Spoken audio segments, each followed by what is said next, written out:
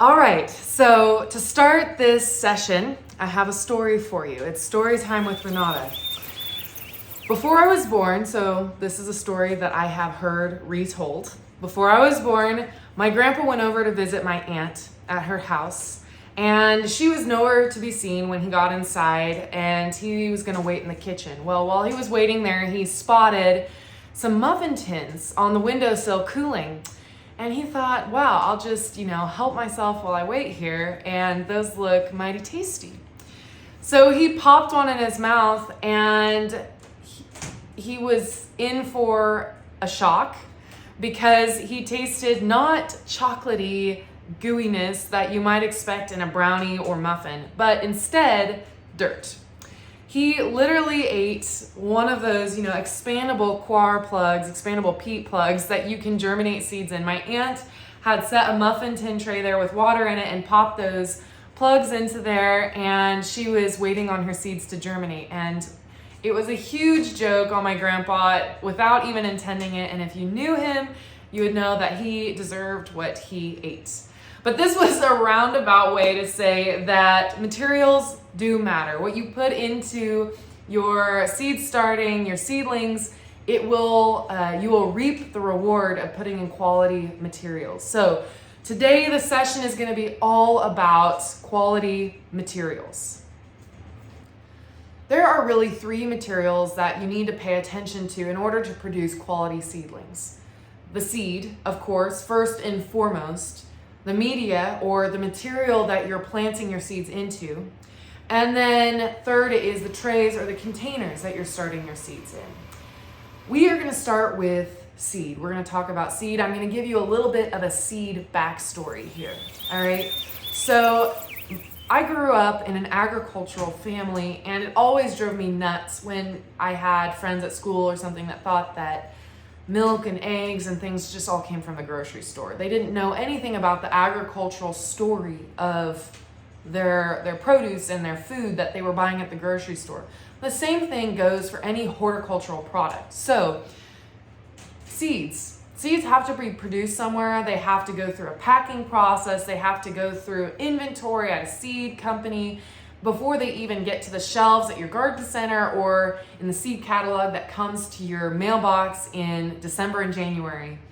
So seeds are produced all over the world, and they are bred by breeders. It's a career field, and if you're interested in genetics and plant genetics, it's a great career to be in.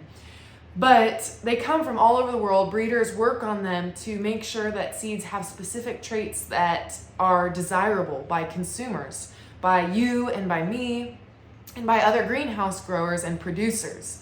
So seed characteristics might be disease resistance, drought tolerance, for more of an agricultural spin. Maybe it has to do with the flavor, or maybe you want shorter plants or taller plants or plants that produce more fruit. There's all kinds of traits that breeders are selecting for when they are working on genetics and seeds. And so all of this happens, and breeders get a great seed, it's stable genetics, and it's ready to be produced. Well, then it gets shipped off somewhere to a test farm to be tested and eventually produced in mass. And this happens all around the world. And eventually seeds get processed, packed, and measured and put into packs, and then sold to growers and to you and to me.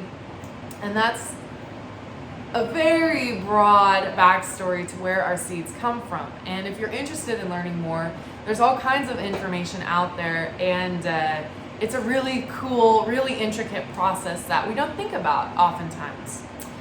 But all that to say is that no two seeds are made the same. Now, seed technology has come a very long way, generation to generation, but starting with quality seeds is very important in your growing, in your seed starting journey here. So we're going to talk about what factors go into your decision when selecting seeds. There are three key tenets I would like to mention when it comes to selecting quality seeds. And the first is the most important, and that is making sure that your seeds are fresh. Freshness is what it's all about in horticulture because it means oftentimes less decay and higher viability. Now, viability is just a scientific word we use to describe if the seed is alive or not. So if you have a packet of seeds, so I've got a packet of seeds here in front of me, and it starts with 9 grams of seeds in this packet.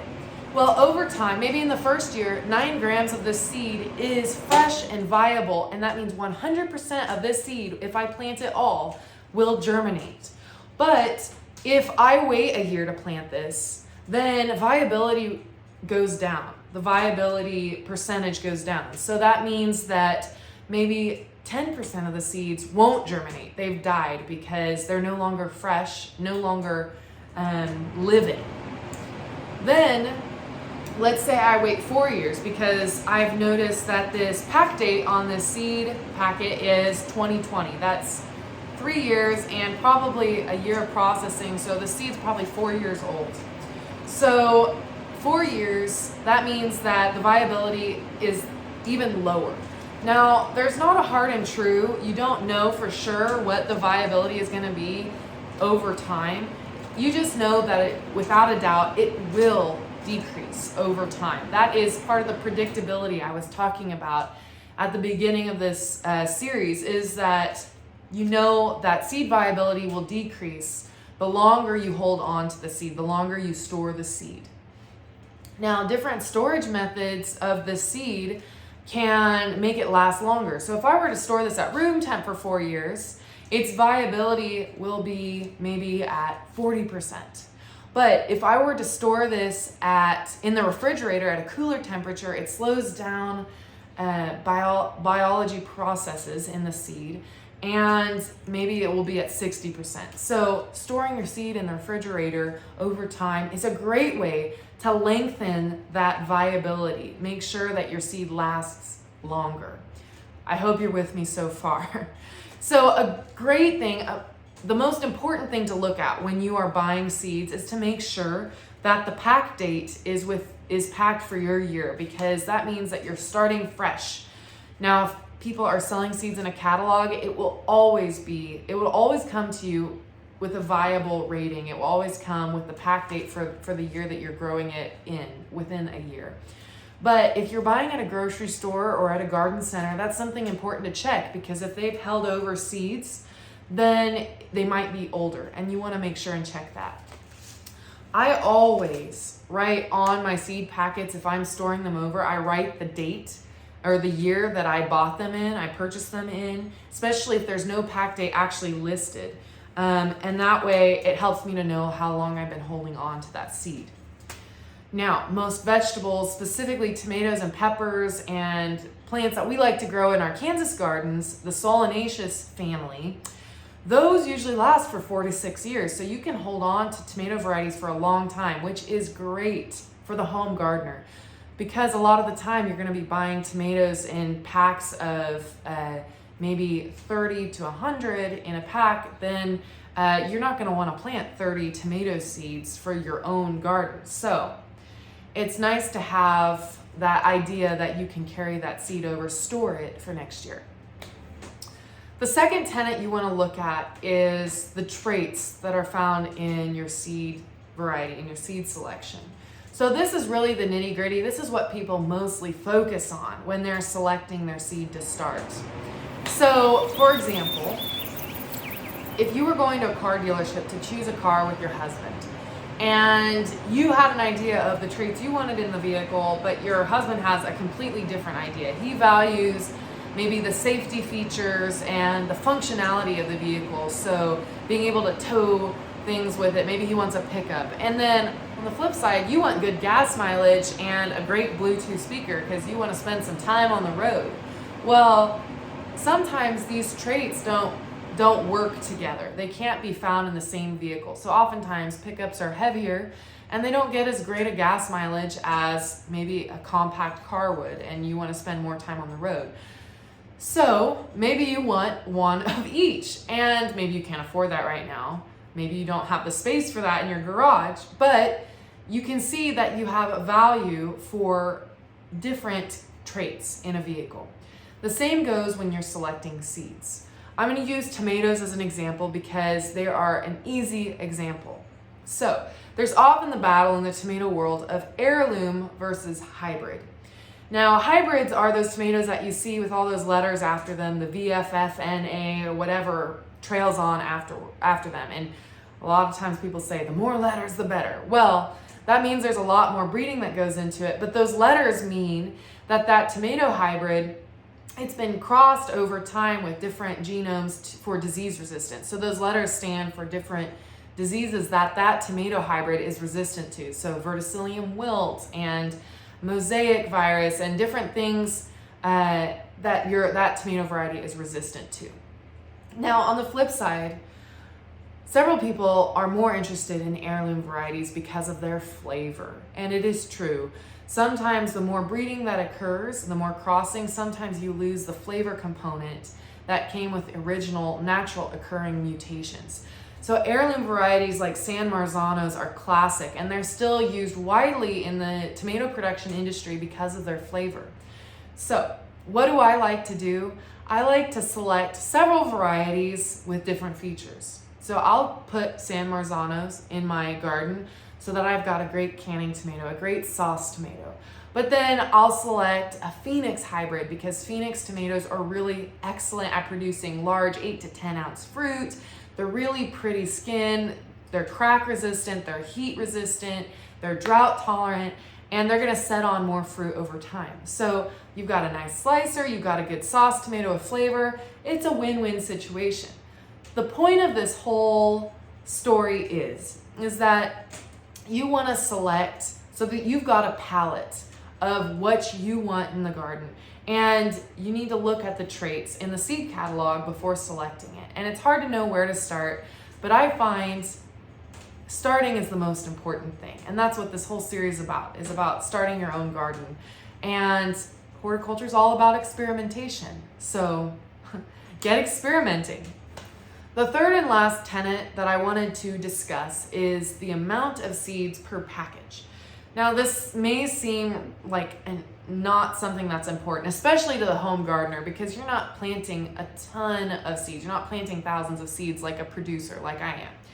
But knowing how many seeds are in a packet gives you an idea of what you're paying for. So if you're spending $20 on a seed packet and they don't tell you what's coming, how many seeds are in that package, it's really hard for you to plan and know how many seeds you're going to be able to plant. So if you spend $20 on a seed packet and it comes to you with 10 seeds in it, and you are planning to plant 30 seeds, then you're short. You don't have the seed quantity on hand. So even though this doesn't necessarily reflect on the quality of the seeds, it reflects more on the quality of the packer. So that's just something to be aware of. So we've talked about seeds, and they are definitely the most important material to get right when you are starting seeds. But the second and almost most important material that you need to make sure you get right is the media. Now, I've used this word before, and I want to make sure that I'm clear on what I mean when I say media. In the greenhouse industry, we use the term media as the medium or the substrate in which a plant is growing. And the reason we do that is because technically, most potting mixes are not made with soil. It is a soil-less substrate. So the dirt that you see outside, the soil that you see outside is not actually in these bags of media, in the bags of mix that you're purchasing to plant your seeds into and plant your flowers into in the spring. So Miracle Grow, Fertilome, these are all common brands. Jiffy, they do not use soil in their medias. They use bark, they use sphagnum moss, which is quite the mouthful. And oftentimes there's a mixture of perlite and other types of things, vermiculite, sometimes sand if you have a cactus succulent mix. Pretty much everything except soil. And if you want soil in your substrate, you're gonna have to put it in there yourself, like if you're mixing your at-home compost mix. Now, The reason I like to use soil as substrate, and the reason, or soil as media, I should stick with the same word. Substrate is a synonym for media. The reason I like to use that is because it can be sterilized or clean. And so there's no disease or pests in that media. Now, if you're using compost and maybe you've purchased it from a local grower or farmer, you never know what's in that. And so it's really important to just be aware of that fact. But especially for seed starting, when you want a clean environment to start seeds, because they're so young, they're so susceptible, it's really great to start with something that's packaged. So there are 3 things that you're looking for when you are when you are mixing a substrate or a media for your plants to grow in, no matter what stage of life this is at. You're looking for drainage, you're looking for pore space, and you're looking for water retention. So the reason pore space is important is because your roots need room to grow, and literally they can't push up against a wall. You want to make it easy for those roots to expand and grow in the mixture. And also roots, unbeknownst to a lot of people, they actually need oxygen, and they need the ability to exchange gases with the gas around them, the air around them. And so if you don't have that pore space, then your roots are going to be stunted and they're not going to grow as well. Now, along those lines, drainage is just as important, because if you're watering your plants and there's no drainage in the soil, the water can't drain to the bottom. So if you're using like a clay-based, like clay out in nature and soil, clay makes soil less well drained because it's smaller particles, there's less pore space, and there's less drainage capabilities there. So the smaller the particle size that's in your media mixture, the less drainage and the less pore space you're going to have. So those 2 are really important, because if you have water surrounding your roots, it's the same thing as if you just had packed in, compacted media or small particle media with no pore space, because water also creates those anaerobic, those gasless conditions. There's the word I'm looking for. But on the flip side, on the reverse side of the spectrum, if you have too much drainage and you don't have any water retention, if that water just sloughs off the particles, then your roots aren't going to have access to water when they need it, which is just as important as having the capability to exchange gases. So it's important to have a balance of all those facets right there. Keeping that all in mind, let's talk about seed starting media. What makes seed starting media different from like a general purpose, like a Miracle Grow you'd buy in the spring to plant your window boxes with? First of all, it's going to be a smaller particle size. So honestly, seedlings don't need as much space to grow. In fact, they're small themselves. So it's really important that the seeds have a bed to be planted onto. And if there's big chunky particle sizes, it makes it really difficult to plant into in small spaces that seeds are planted in. The other factor involved is that it's more important to have water retention for your seeds. So it's extra bad if seeds dry out before they've germinated. And so smaller particle size means that there's going to be a higher water retention in that media for your seeds to germinate. So it's very important that you use seed starting media, especially for smaller seeds that are going to be more sensitive to drying out. There are 2 factors with media that you want to keep in mind when you are selecting media. First is freshness. Just like with seeds, it's really important to have fresh media, because like seeds, media comes from an organic source, meaning that the sphagnum moss and the bark that is the core, the base of your media, comes from a living thing. So over time, it can decay, just like seeds can decay.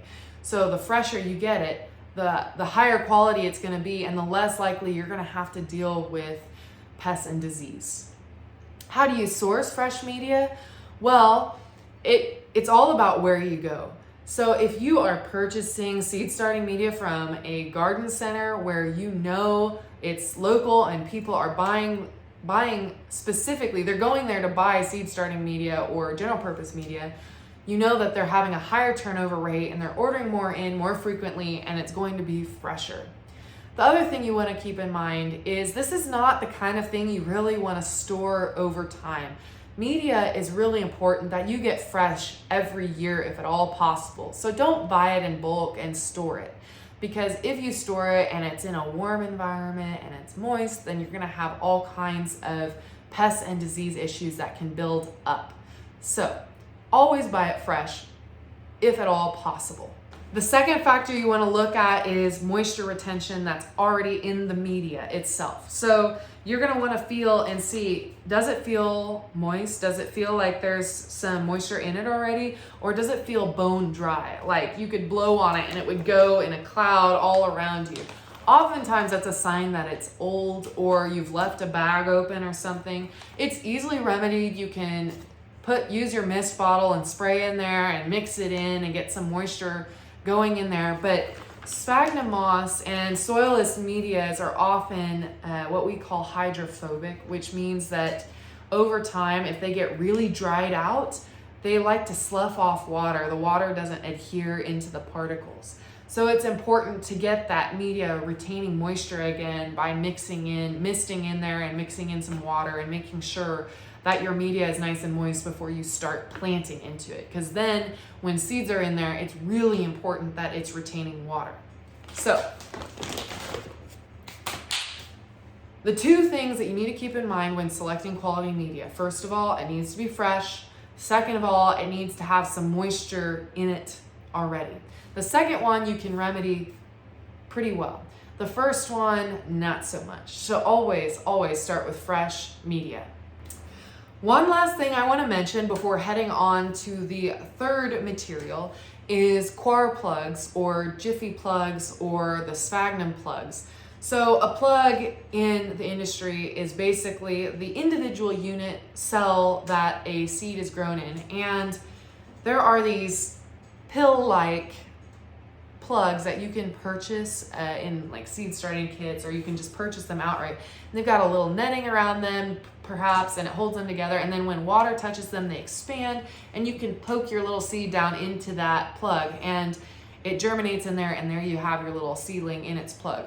Now, I'm not a super fan of these because they're usually pretty compact and they don't allow for really good root growth and expansion and a thriving root zone, but they do work. So if you're interested in them, go ahead, use them. But I always suggest for the highest quality seedlings to start with a loose fill media. All right, so we've come around to the third and the last material in this session that I want to talk about, and about sourcing and how you select it, and that is your containers or your trays, the things that you're seeding into. Now I'm going to show you what I use in production, but I do not expect you to use it. I just think you might find it interesting. This is what we call a 288 plug tray, and there is a lot of cells, and I just kind of defined what a plug is to you. So it's literally a seedling in each cell, individual cell. Once it grows and fills out, that is officially called a plug. And a plug is something that you eventually transplant into a larger container before selling or planting. So I use 288 plug trays because they're very space saving for me, and they're quick to finish because there's not very much volume in each one of these cells, and it usually keeps growing more consistent. Now, you're more than welcome to purchase trays like this to do your own starts in, but I highly doubt you'll need 288 seedlings for your home garden. But this is what I use, and it works very well. One thing you'll notice about it, first of all, is that it's plastic, and second, that it has drain holes. You're always wanting to make sure you've got water retention balanced with drainage in everything, no matter if it's your media or your containers. You're always balancing those two factors together when you are growing plants. So these have pretty large holes, and they also are helpful when you're popping them out to transplant. So that helps with drainage, so that the roots aren't swimming in water. And then also the plastic is great for moisture retention. So the reason it's called a 288 is because there are 288 cells in this tray, and you can get 72 trays, you can get 100 trays, you can get 200 trays, you can get 512 trays, I think, even 144s. I'm not sure. There's a lot of different cell count trays, but the point is that we all in the greenhouse industry work on a standard tray size, which is 10 inches by 20 inches. And that's because all of our greenhouse benches fit that proportion, and it's how it works. Consistency always. And then the number refers to how many cells are in that 10 by 20 space. So there you have that. That's what I use. And oftentimes you can also cut these apart. I do this a lot. If I want to produce a small quantity of a variety, you can cut them down, and that helps you keep your varieties straight, so you don't have more than one variety per tray. Now, I'm going to suggest, if you're going the plastic route, which is usually what I suggest because you can oftentimes reuse them, but it also helps you a lot with water retention. They don't disintegrate over time, and you can get a lot of different sizes. So I've got two different sizes here that might be really beneficial to you as a home grower. This is a 1206. The reason this is called 1206 is because there are 12 units that can break apart into a 6-pack. So it is called 1206. And they fit into a 10 by 20 dimension, and you can put these in a web flat or into a flat that has no holes in the bottom so that you don't get water all over your interior space. If you're germing these in your basement or on your sun porch in your house, it's really important to control water space when you're not in a greenhouse especially. And then it also helps you to move them around on the benches so that they're not all floppy, because they break apart really easily. Then I also have an example here. This is a 3601. So there are 36 cells, 36 individual, like you can break these apart. And I will show you an example. 36. So you can break these apart into one individual little cell. So the reason these are nice is because there's a lot of volume space. You can sow directly into these, and they're pretty huge. Now, those might not be the best thing for, they might be great for direct seeding if you want to put general purpose in them and you're seeding maybe squash varieties. Then you can start those, and then you can plant directly from the 3601 directly into your garden. But I would suggest using something like a 1206 for your home gardening needs, because you can plant different varieties in different cell units. So say you want 6 varieties of a bell, or 6 plants of a bell pepper. Well, then you can plant 6 bell peppers and you've got your own flat right there. So they're easy to compartmentalize into different varieties and seed that way. And that's why I like them, because the quantity matches you as a home grower a little bit better than something like a 288 tray.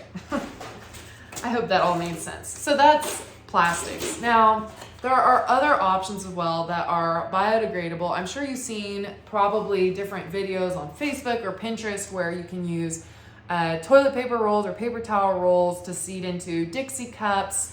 There are even now, you can use these cell blockers where you actually don't use any container, you just block out the media on a tray. And the reason I do not suggest those is because they have very little water retention at all, because the air can evaporate water off of those right away. Now, that's a similar reason I might suggest plastic over something that's biodegradable, because even though these are better for the environment in the end, they also degrade over time. If you're growing something for 8 weeks, they can kind of slouch and they lose their structure. They also don't have drain holes. They're supposed to evaporate through the cardboard material. And oftentimes that's kind of a bad sign. That means that it's going to lose water pretty fast. In starting seeds, it's really important to retain that water. So that's why these are a little bit more difficult. But they're really great because they do degrade over time, and that's really important in a green industry like horticulture. We have now talked about the 3 materials that are key in making sure you end up with robust and healthy seedlings at the end of this whole process.